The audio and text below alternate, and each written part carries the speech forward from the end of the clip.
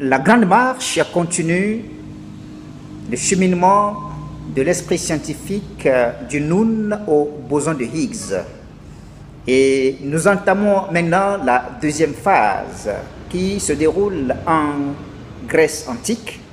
La première phase nous avait amené en Égypte antique où nous avons identifié le Noun comme le milieu initial, matière première, conçu comme un océan primordial à l'intérieur duquel tout était en fusion et confusion, et après une mue interne, une autotransformation, il y a eu genèse, génération et engendrement de tout ce que nous avons dans l'univers. Donc c'est cette matière première, le Noun, qui est l'origine des choses. Voilà ce que les Égyptiens nous ont proposé comme réponse de compréhension de l'origine des êtres dans l'existence. Maintenant, en Grèce antique, ce qui va se passer est appelé le miracle grec.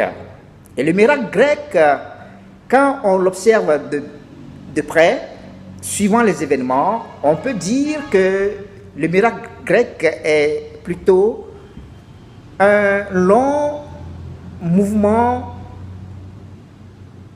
socioculturel qui est fondé sur des réformes politiques et des innovations intellectuelles.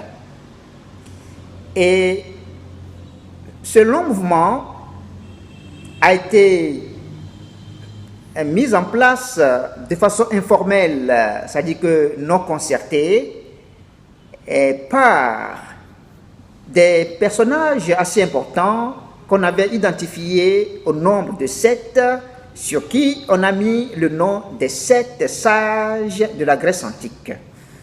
Et parmi ces 7 sages, il y a un en particulier qui s'est illustré par ses actions. Il s'appelle Solon. Solon l'Athénien. Et qu'est-ce que Solon a fait de particulier?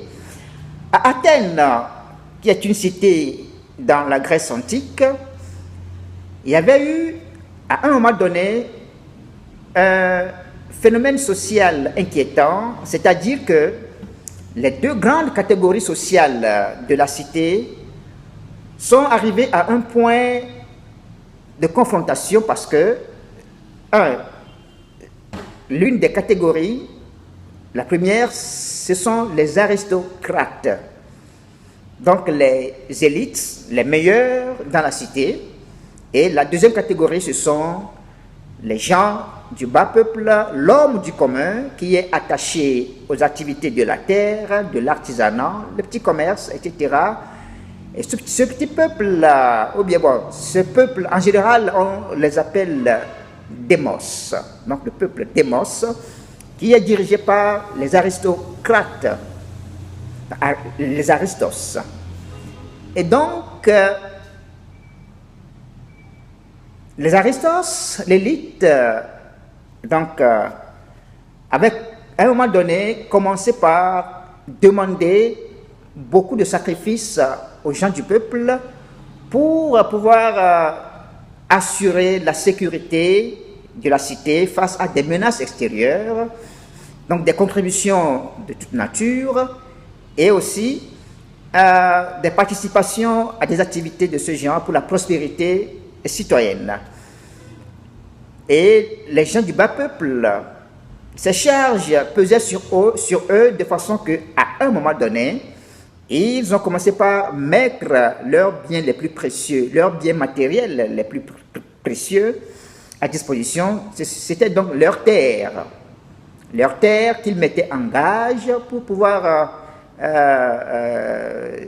obtenir des dettes.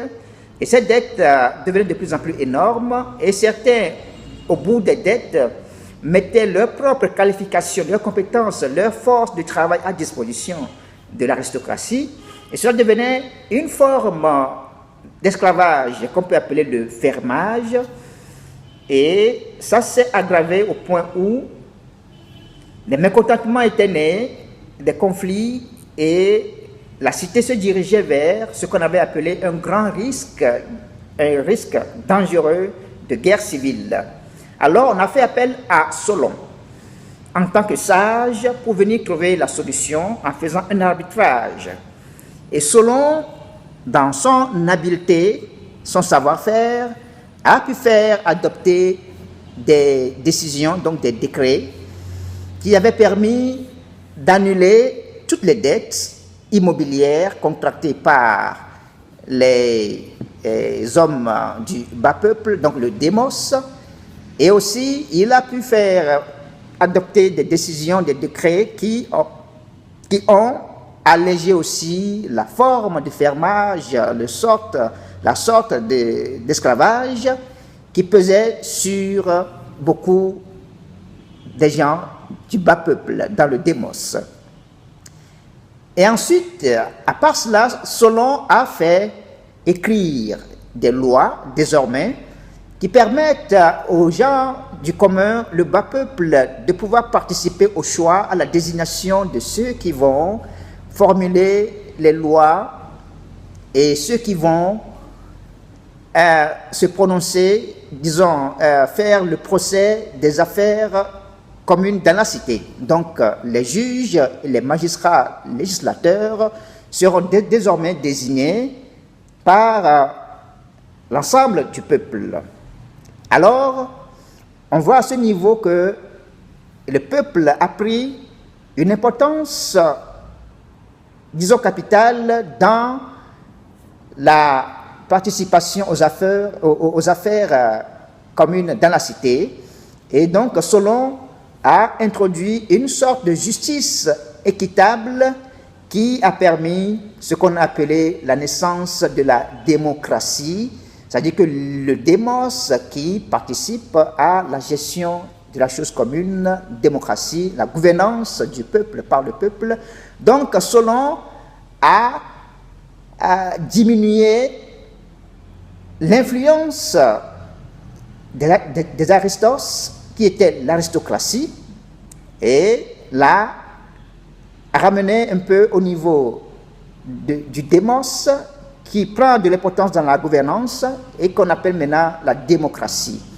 Donc, de l'aristocratie, on est passé à la démocratie grâce à Solon, et c'est pourquoi Solon, il est unanime chez tous les historiens qu'il est le père de la démocratie depuis 500 ans avant la naissance de Jésus-Christ. Donc, on peut compter plus de 2500 ans que Solon a fait ce travail. Il est le père fondateur du cadre public démocratique où il y a plus de liberté d'expression, plus de possibilités de choix et plus d'initiatives par le bas peuple.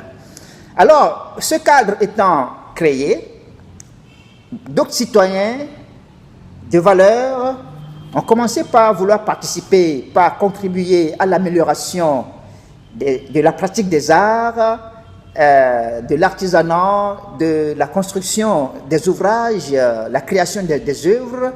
Et ceux-là, la plupart se sont intéressés aux tracés, aux mesures, aux calculs, donc aux mathématiques et à la géométrie en général, pour pouvoir assurer une meilleure construction et présentation des œuvres, des ouvrages dans le domaine public.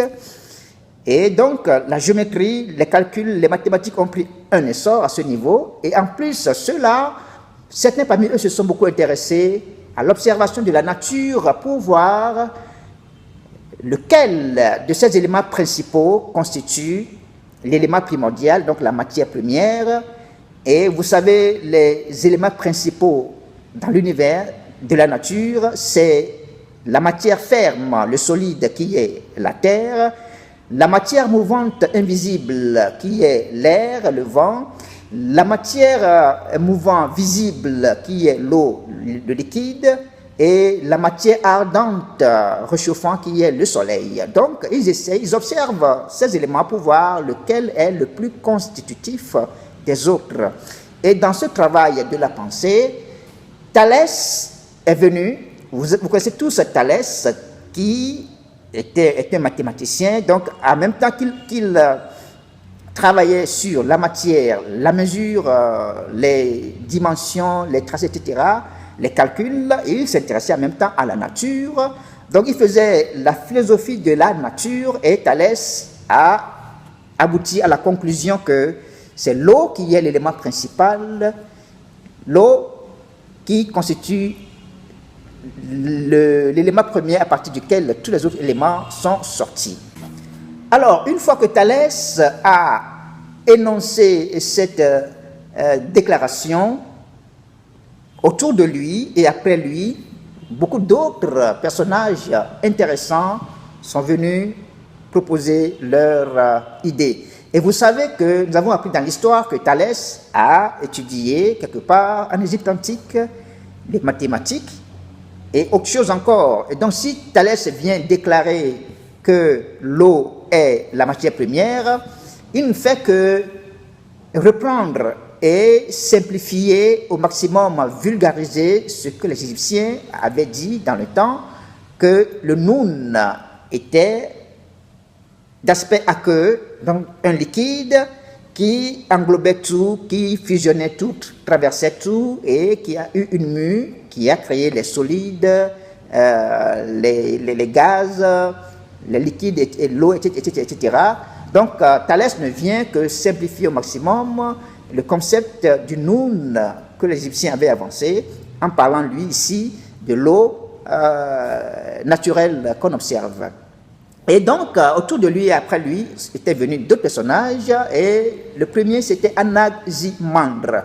Anaximandre est venu déclarer que, bon, en fait, s'il faut bien observer les choses et dire la vérité, la matière première serait plutôt un élément intermédiaire, indéterminé, entre les 4 grands éléments, donc entre le feu et l'air, entre l'eau et la terre, entre la terre et le feu, etc. Il doit y avoir un élément intermédiaire, indéterminé, que lui, il a appelé apéron. L'apéron, matière première indéterminée et intermédiaire entre les 4 grands éléments. Et quand on creuse la pensée, on peut arriver à trouver, à imaginer cet élément intermédiaire. Vous savez qu'entre l'eau et l'air, il y a un élément intermédiaire qui est la vapeur. Entre la terre et l'air, il y a un élément intermédiaire qui est la fumée, etc. Donc, on peut faire ce genre de pensée. Et pour chaque position, on peut toujours élaborer jusqu'à écrire des chapitres, tout un livre là-dessus. Donc, Anaximandre est venu dire que c'est l'air. Anaximandre est venu dire que c'est l'élément indéterminé apéron, tandis que Thalès avait dit que c'est ce que lui l'avait appelé aqueux, liquide. Maintenant est venu Anaximène qui a dit que c'est l'air, tout simplement. Anaximène dit que c'est l'air. Et puis était venu Parménide qui a dit que non, c'est plutôt l'interaction entre le feu et la terre qui serait à l'origine de la création des choses. Donc lui, il a ramené la question à un niveau encore beaucoup plus bas, trop simplifié. C'est entre le feu et la terre. Et quand on parle de feu, pensez quelque part que c'est le soleil qui est le grand élément ardent, réchauffant. Et ensuite, Pythagore a dit que c'est le feu, tout court, c'est le feu qui est l'élément premier. Et quand vous étudiez certaines écoles mystiques, bien des centres d'initiation, ils parlent souvent du feu comme l'élément premier de l'univers. Et Héraclite est venu dire que non, c'est plutôt un mouvement cyclique de retour éternel du feu qui crée toutes les choses. Donc, selon lui, il n'y a pas de naissance, il n'y a pas de mort. Tout se transforme dans ce mouvement d'éternel retour, donc le mouvement cyclique du feu. C'est ce que Héraclite a dit. Et ensuite était venu quelqu'un de très intéressant qui s'appelle Anaxagore. Anaxagore a dit, bon, tout ce que les autres disent, c'est bon, mais lui, il pensait que c'est plutôt une matière, un élément assez fin qui traverse tout et qui agit sur tout, qui produit les formes et qui initie les mouvements en toutes choses. Et cet élément, lui, il l'a appelé le nous. Le nous qu'il définit comme un intellect moteur, donc l'intellect moteur universel qui traverse tout et qui donne les formes et qui impulse les mouvements et les actions à tout élément que nous observons autour de nous, donc les climats, les températures, les déplacements, etc. C'est le nous, l'intellect moteur qui est à la base. C'est selon Anaxagore. Et ensuite étaient venus deux personnages intéressants aussi, qui sont comme des génies. Eux, ils disent que, bon, cette matière première, s'il faut vraiment l'envisager, ça doit être des particules matérielles si petits, très petits, qu'on ne peut pas les diviser en deux. Ils les ont appelés atomes. Vous savez, tome, c'est des parties. Tome 1, tome 2, tome 3, c'est des parties d'un ensemble. Souvent, on parle des tomes d'un livre. Donc, atome, c'est comme A politique, donc ce qu'on ne peut pas diviser. Donc, atome, ils disent que atome, c'est une matière assez fine, si petite, si minimaliste qu'on ne peut pas le diviser en deux. Et c'est cette matière qui, dans le vide, quand ils se mettent ensemble en cohésion, ça donne la forme à la matière visible à nos sens. Et quand ils se séparent encore sous quelque effet que ce soit, ça crée la disparition des éléments ou bien la transformation, etc. C'est ce qu'ils pensent comme être la matière première. Ils ont parlé de l'atome. Donc ça, c'est depuis les années 400 avant Jésus-Christ. Donc depuis 400 ans avant Jésus-Christ, on a déjà envisagé l'atome à travers la simple réflexion sur la nature. Et aujourd'hui, nous parlons de l'atomisme ou bien de la physique nucléaire. Ça a été déjà énoncé depuis plus de 2300 ans déjà par des penseurs qui s'appelaient Démocrite et Leucippe, donc les deux fondateurs de l'atomisme depuis l'Antiquité, qui est aujourd'hui expérimenté comme la physique nucléaire. Donc ils faisaient partie de la tradition de Thalès, qui étaient les philosophes de la nature, donc les physiologues qui avaient pensé avant les philosophes ordinaires qu'on connaît. Donc ces philosophes de la nature ont proposé chacun leur point de vue, leur position sur la recherche sur le premier élément, la matière première de la nature. Et maintenant vient un personnage assez intéressant et particulier qui s'appelle Protagoras. Protagoras, quand il est venu, il a dit, mais tout le monde avance des propositions, des idées, mais en fait, c'est l'homme qui observe la nature, qui fait des analyses, qui déduit et tire une conclusion comme vérité. Et donc, finalement, c'est l'homme qui est la mesure de toutes choses. Donc, Anaxagore est venu poser cette formule, cette pensée en disant que c'est l'homme qui est la mesure de toutes choses parce que c'est l'homme qui, finalement, produit la connaissance. Et donc, il faut, quelque part, accepter l'ensemble de ces connaissances-là et les discuter tout au plus pour faire continuer le débat. Et faisant cela,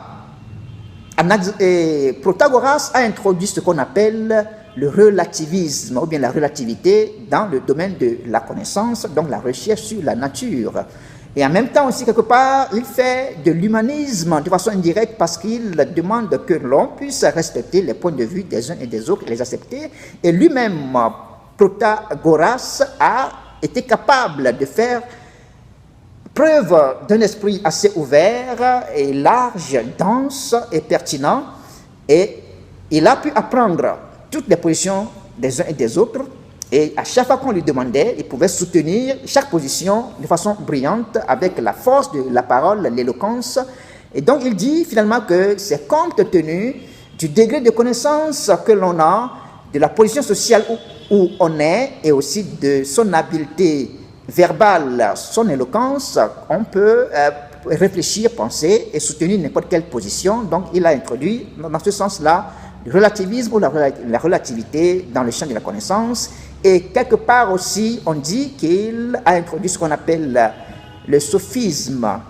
C'est-à-dire que si vous avez un esprit assez large, capable de soutenir n'importe quelle position, compte tenu de l'intérêt que vous voulez défendre, avec votre habileté d'éloquence, vous faites le sophisme. Donc voilà, Protagoras, un personnage assez particulier.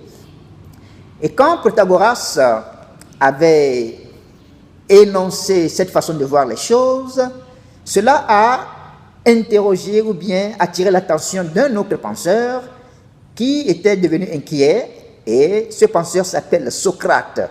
Socrate a dit, mais finalement, si il est possible que n'importe quel point de vue soit débattu et démontré avec efficacité et accepté, l'être humain, ça peut devenir dangereux dans le domaine de la morale, parce que l'être humain sera capable de poser certains actes et trouver des arguments pour démontrer et justifier cet acte-là et se sortir d'affaire à chaque fois. Donc Socrate a dit, il faut maintenant questionner la façon de penser de l'homme afin de mieux le comprendre et de trouver des règles de conduite dans la cité. Et en ce moment-là, Socrate a changé un peu le débat, donc il a dévié le débat pour le recentrer sur l'homme, l'étude de l'homme lui-même dans son mental intérieur et dans son comportement dans la société. Donc Socrate a initié à ce niveau-là la philosophie morale qui va évoluer pour donner aussi la philosophie politique. Donc Socrate a introduit philosophie morale et philosophie politique, donc la pensée systématique sur l'action de l'homme au niveau de la conduite entre individus et l'action de l'homme au niveau général dans la société, donc dans le domaine public. Donc, Socrate a initié, a ouvert cette nouvelle voie de façon systématique, bien sûr. Donc, l'on fait plus ou moins avant lui, mais lui, il a fait de façon systématique. Et maintenant, beaucoup de penseurs sont restés sur la tradition qui a été inaugurée par Thalès en continuant à observer la nature dans ses différents aspects pour découvrir l'élément primordial, la matière première. Alors, il y a eu des avancées dans ce domaine de l'observation de la nature, de la réflexion pour déduire l'élément primordial, la matière première, et certains penseurs sont arrivés à travailler directement sur cette matière concrète. Parmi eux, il y a particulièrement Hippocrate. Hippocrate ayant conclu que le débat se faisant autour de la matière comme élément primordial, qu'il n'y a pas quelque part un esprit, bien des esprits qui décident qu'il faut être malade ou qu'il faut être jovial ou triste, mais c'est la matière elle-même dans ses différentes composantes qui est le plus important. Hippocrate a introduit une méthodologie de travail. Donc il allait jusqu'à s'intéresser à la matière vivante pour voir sa composition. Il a commencé par faire de la dissection, donc le découpage de la matière vivante, donc des animaux, pour voir de quoi ce corps est constitué. Donc les appareils, les organes, les différentes parties, etc., pour voir la constitution et aussi déceler des défauts, les défauts qui ne sont autres que des maladies, et chercher donc aussi, toujours dans la nature, des matières qui peuvent aider à compenser ces défauts, donc à guérir ces maladies. Et nous savons que Hippocrate a élaboré toute une méthodologie autour de ce travail sur la matière vivante qui aujourd'hui a donné l'approche de la médecine moderne que nous avons. Et vous savez aujourd'hui que les grands docteurs médecins, quand ils prennent leurs instruments pour travailler, ils le font au nom du serment d'Hippocrate. Et à part Hippocrate, un autre penseur s'est intéressé spécialement à la matière morte pour l'étudier dans ses formes, dans ses proportions, dans ses limitations. Il s'agit de faire de la géométrie, les mesures exactes de la matière dans ses formes, et celui-là, vous connaissez sans doute son nom, il s'appelle Euclide. Et Euclide a introduit les mathématiques et la géométrie dans l'étude de la matière. Nous connaissons tous les théorèmes d'Euclide sur les droites, la géométrie dans l'espace plan, etc., etc. Donc, et son intérêt était porté sur la matière afin d'améliorer la maîtrise des formes et la justesse dans la construction des ouvrages, la réalisation des œuvres, etc., à partir de cette technique, de ces théorèmes qu'il a pu mettre en place pour mieux connaître la matière morte.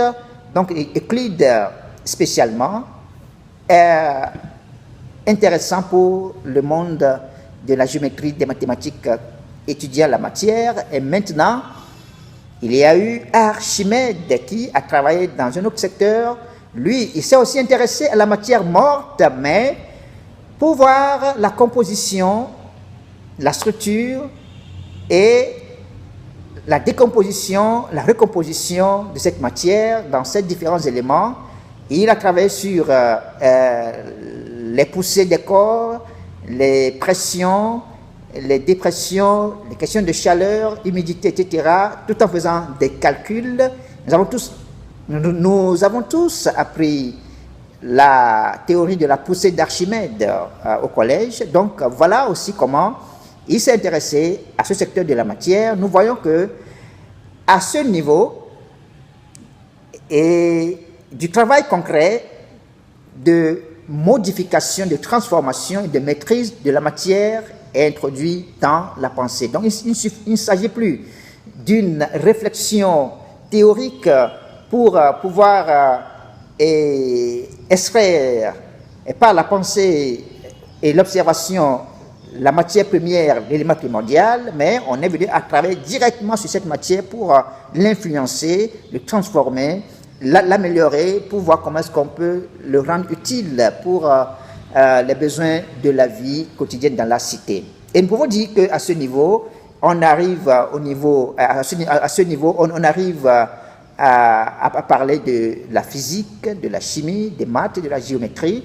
et disons aussi que c'est le point de repère de la germination de l'esprit scientifique. Concrètement, nous avons dit auparavant, quand on étudiait la première phase en Égypte antique, que c'était la phase où était fécondé l'esprit scientifique à travers la pensée qui a pénétré la matière pour l'analyser et en extraire l'élément primordial que les Égyptiens avaient nommé le Noun, à partir duquel tout a été engendré par une mue interne, une autotransformation qui a engendré tout.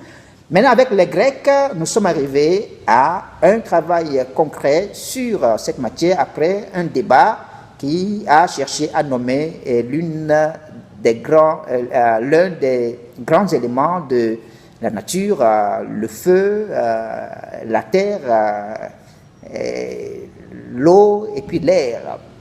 Donc voilà, et nous sommes arrivés maintenant à la fin de cette phase de la Grèce antique où nous notons la germination de l'esprit scientifique après la fécondation qui a eu lieu en Égypte antique. Et restez avec nous, la suite vient dans la troisième phase où on va aborder le Moyen-Âge européen, ensuite la Renaissance occidentale en Europe et puis le temps des Lumières. Nous continuons la marche du Noun au boson de Higgs. Et n'oublions pas aussi de dire que les penseurs grecs, parmi eux, beaucoup étaient allés en Égypte antique pour étudier, et l'un des plus grands parmi eux, Solon l'Athénien, qui a mis en place le cadre de la démocratie, le cadre d'expression libre des pensées, et la mise en place du débat intellectuel. Solon était allé en Égypte, et quand il était revenu, il avait fait un témoignage à ses concitoyens grecs en disant que pendant l'une de ces discussions d'initiation avec l'un des grands maîtres égyptiens, qui n'était autre que Zonchis, à un moment donné, sur un sujet, Zonchis l'a interpellé en disant « Solon, vous les Grecs, vous êtes encore des enfants.